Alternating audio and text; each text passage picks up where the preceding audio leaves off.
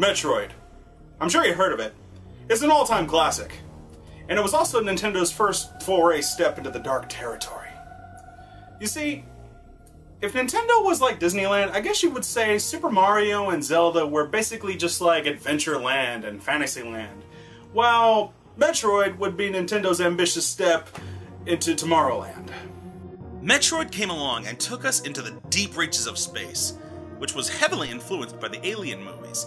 The Metroid series features a female protagonist, Samus Aran, although it was unknown to the players at the time when the first game came out. Well, at least until you saw the ending of the game.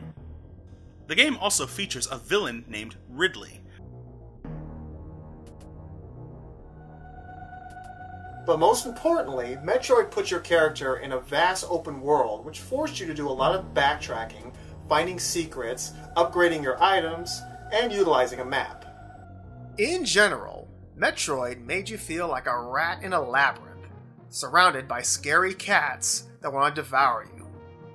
This type of gameplay was influential to the world of gaming, but it didn't get its official name until Castlevania Symphony of the Night on the PlayStation 1 emulated it greatly.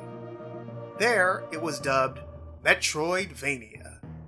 Now on the Super Nintendo, we have Super Metroid, which was actually the third installment into the Metroid series. Now, the real question is there a Sega Genesis counterpart to Metroid that has the same gameplay style? Well, it turns out there just might be one out there. But before we get into that one, here's Super Metroid. Hitting game stores in early 1994, Super Metroid was a 24 megabit cartridge, making it the largest game to be on the Super Nintendo at that point. Picking up after the events of Metroid 2 on the Game Boy, Samus, the intergalactic bounty hunter, takes the young Metroid she captured to a research facility on Ceres, but shortly after leaving, the hits the fan, as she receives a distress call and is forced to return. She finds that it is the work of Ridley, who escapes with the baby Metroid and destroys the facility. With Samus in hot pursuit, they head for the planet Zebes, where the game begins. Super Metroid features an open-world, non-linear style, in which you must do a great deal of exploring. You know, if Tomb Raider had made its appearance on the Super Nintendo, it actually might have had a gameplay style very similar to this. Anyway, as you search, you will find areas that are blocked off, or require a certain weapon or ability to proceed. While going through these areas, you will be able to find upgrades such as the ability to set bombs, get charge shots, and even shoot missiles. Not to mention, upgrades to your suit as well.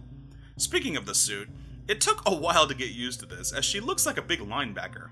Still, it eventually grew on us, and it does look pretty cool. A nice thing here is the free range of motion, as you can point your arm cannon in multiple directions. It reminds us of Simon Belmont's whip from Castlevania 4.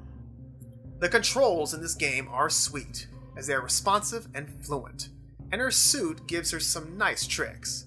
She can also pick up other items that will be essential, like energy tanks to increase your health. The thing about this game is that it's all about finding out how to advance further. And it's always one thing after another. When you solve one obstacle, you will be immediately hit with another. This can lead to frustration. Thankfully, there are save points spread throughout the game, including item rooms and map areas. Speaking of which, this Metroid game was the first to use a map system, which would become a mainstay in the series. In the inventory screen, you can set your weapons and abilities as you see fit. Also, the game does have respawning enemies, but here it is actually useful, as when you kill them, they can leave health or items that you can use like missiles or just stuff that you can restock on. The game's graphics are dark and the music perfectly fits the mood too. The boss fights are pretty epic, to be honest. Though, one thing we did notice is that when the monsters give a big growl or roar, they sound very familiar. Pretty much like kaiju monsters from Toho movies.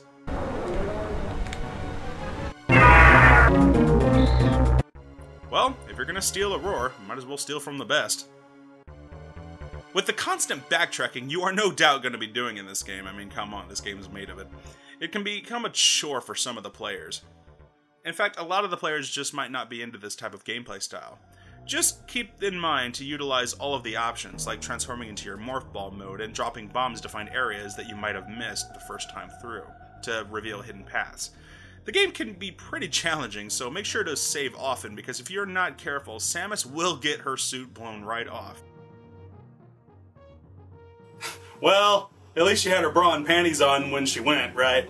I mean, well, rumor has it, on the Japanese version, she was naked. Jane, get off Google. Super Metroid is one of the most memorable games on the Super Nintendo, but that pretty much goes without saying. It's an all-time classic in its own right. But, you know, regardless, it'll take some patience to really get into it. Some people just aren't into this type of series, and that's okay. But for those that are, you love it, and you know why you love it. So, is there a Sega Genesis game that has a similar style to Metroid? Super Metroid, be it. Well, drumroll please, and let's show you. Wonder Boy in Monster World. Wonder Boy in Monster World predates Super Metroid, as it was released in 1991. It was developed by Westone, and was the 5th game in the Wonder Boy series. For some, this may be a forgotten series, as this game was the last to receive an official English release. That was until 2012 with Monster World 4 on the Wii Virtual Console. Okay, enough history. Let's get on with it. The game starts off with a young boy named Xion in his home, and a narration that reads, "Monster World was once a peaceful region. Then the peace was shattered by invading monsters."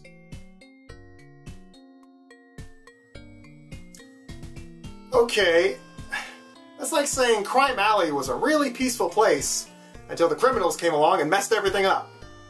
In any event, Xion vows to bring peace back to his land by ridding the monsters once and for all. Adventure! The thing that struck us first is how happy everything seems. Look how cute everything is! Oh man, we don't want to hit anything here. Everyone is so smiley, and it's all good in the hood. Hey, look at that happy mushroom man. Oh, I'll bet he lives here in this town. You know what? Let's go up and talk to him. What the? What? Hey! He's an enemy monster? You freaking jerk. Take this! So you travel from town to town, freeing the villages from the happy smiling monsters. Don't trust them. They're assholes. Brandishing a sword and a shield at the start. You must make sure to kill absolutely everything you come across, as they will drop gold coins, and let me tell you, you're going to need as many of these as you can, because you're going to want to make a lot of purchases from stores you will come across in the villages, such as more effective weapons, better armors and shields, and a lot more helpful items like potions and stuff. Oh, and most importantly, magic, which you will need to use when you get into tougher spots, especially considering what short range your sword has. Actually, probably your best attack is to duck an attack, and you will do this sort of poke. Yeah, it looks kinda silly, but you know what, it works. As you go into towns, you can save by entering the inns. These are your save points, but they will cost you money, so be sparingly with how you use them. Hey, they do have a business to run, you know. I mean, I know you gotta go around and save the world and all, but come on, these guys still gotta make a profit. The game incorporates a non-linear style, as you will be backtracking through the interconnected lands of Monster World. When purchasing new items, you can equip them in the pause menu screen, and set your magic and items for quick access. Along your journey, you will have to talk to townspeople to get clues. Also, you will meet traveling buddies who will help you out. Like this fairy. She's bad. Oh well, at least she's more helpful than Navi.